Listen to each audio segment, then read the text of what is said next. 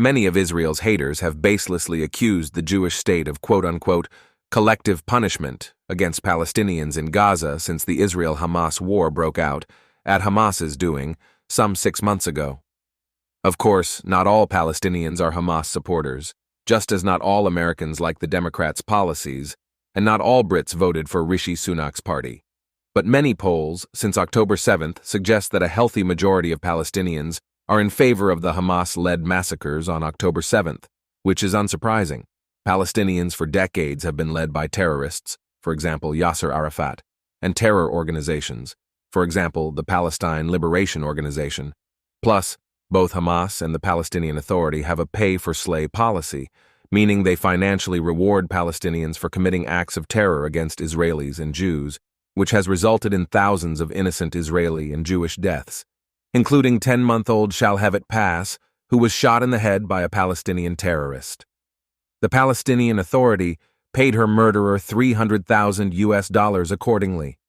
One could make the argument that Palestinians in Gaza are simply afraid to speak out against Hamas for fear of abuse, brutality, and even death. Fair. But then where are all the Palestinians outside of Gaza, and even outside the Palestinian territories, who are demonstrating against Hamas, or at least demonstrating in favor of a peaceful two-state solution? From my vantage point, a handful of them exist on social media. John Aziz, Ahmed Fouad Al-Khatib, and Bassam Eid come to mind. And that's about it. Again, this is not an all-or-nothing game, that either all Palestinians are in favor or not in favor of terrorism. That is not how populations and societies work. They are measured by majorities and minorities, and it sure as heck appears as though the vast majority of peace-seeking Palestinians are in the minority. According to Giora Island, a former national security advisor and ex-IDF operations chief, quote, Gaza more resembles 1930s Germany, where an extremist party won elections, with the support of most of the people, and quickly unified the military and civil government into one entity.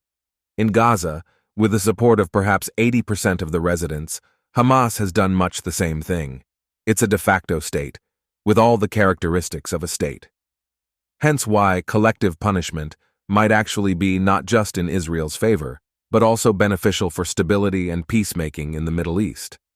If you are familiar with quote-unquote international law, then you know that under the Fourth Geneva Convention, collective punishment is indeed prohibited during armed conflicts. In short, international law posits that no person may be punished for acts that he or she did not commit. Forget about the fact that international law is a bunch of hogwash, because many signatory countries violate it without repercussions, while many other countries completely disregard it, such as Russia, Iran, and Qatar. The more interesting question is, how do you define quote-unquote acts that one quote-unquote did not commit? First of all, we know for a fact that the 3,000 Palestinians who invaded Israel on October 7th were not all Hamas and Palestinian Islamic Jihad terrorists by definition. Many of them were everyday civilians, folks that some refer to as the quote-unquote innocent Palestinians. We also know that Palestinian civilians held and might still be holding some of the hostages. In one recent story, a released Israeli hostage held in Gaza said that Palestinian civilians, quote, negotiated with Hamas to sell me, adding, quote, when they were paid, I was taken straight into a tunnel. Second, there is the philosophical question about a person who has the opportunity to prevent someone from dying, but consciously chooses not to. Is this person just as guilty as the person who actually kills someone? If you ask 100 lawyers, you will probably get 100 different answers. Thus, one could make the case that just because all Palestinians are not terrorists, does not mean that they are all 100% innocent bystanders to Hamas and Palestinian Islamic Jihad's murderous ways. In any case, when I talk about collective punishment, I am not talking about militarily going after all the Palestinians in Gaza. Frankly, that would be a waste of military resources. Instead, I am talking about sending a deep-seated emotional and psychological message that gets burned into their hearts and minds and stays there long after this ordeal is over. And the message should be simple. This is what happens when you actively or passively support terrorism. I have no doubt that this message has already entered the conscience of many a Palestinian in Gaza. Hundreds of thousands have been evacuated from their homes and are living in tents and makeshift housing, which I am sure is not fun, especially during the past few winter months. This might be enough to make the majority of Palestinians realize that their actions, again, on a scale of passive to active, have miserable consequences. But it might also not be enough, at least not yet. Hence why I'm in favor of the IDF executing a major ground operation in Rafah, the southernmost city in Gaza which borders Egypt, and is believed to be Hamas's last major stronghold. As you may have heard, there are some 1.5 million Palestinians sheltering in Rafah, having been evacuated to there from other parts of Gaza. This represents more than half of Gaza's population, and evacuating the 1.5 million Palestinians there is a good thing. Not only will it save lives and show them that Israel cares more about their lives than Hamas, Palestinian Islamic Jihad, and even the Palestinian Authority do. The evacuation will also continue to burn into their hearts and minds a notion that goes something like this. This is what happens when you allow terrorists to take control over your society. If you do not like being evacuated from your home and moved around from place to place, stop putting up with, no less supporting, terrorism. Some people have tried to make the argument that Israel's actions in Gaza will just make more Palestinians want to be anti-Israel terrorists, which is speculation at best. But even if it proves to be true, the goal of this war is not to obliterate Palestinian terrorism through and through. It is to eradicate Hamas's governing and military apparatus from the Gaza Strip, a more than reasonable and realistic aim.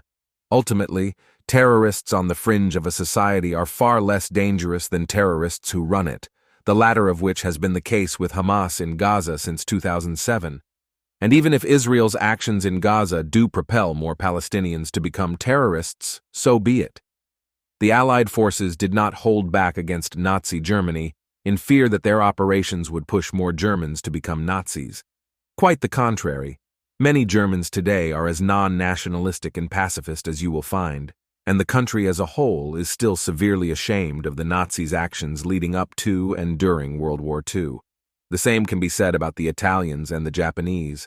My hope is that in a few years' time, many Palestinians will also be ashamed of what Hamas perpetrated on October 7th.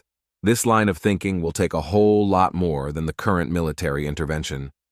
As one of our guest writers, Nahum Kaplan, recently wrote, Gazan society will need to undergo intensive de-radicalization. The international community has the money and political will to rebuild Gaza's buildings and roads, but de-radicalizing the Palestinian body politic is the most important task, wrote Kaplan. It is necessary for any lasting political, peaceful solution to be negotiated. Of course, you cannot force the Palestinians to become de-radicalized. They have to be willing players, at least a tiny bit in the beginning. Hopefully, the type of collective punishment that I have laid out in this episode will push them toward this desire, and eventually to a more promising future for Palestinian society, the Israeli-Palestinian conflict, and the greater Middle East.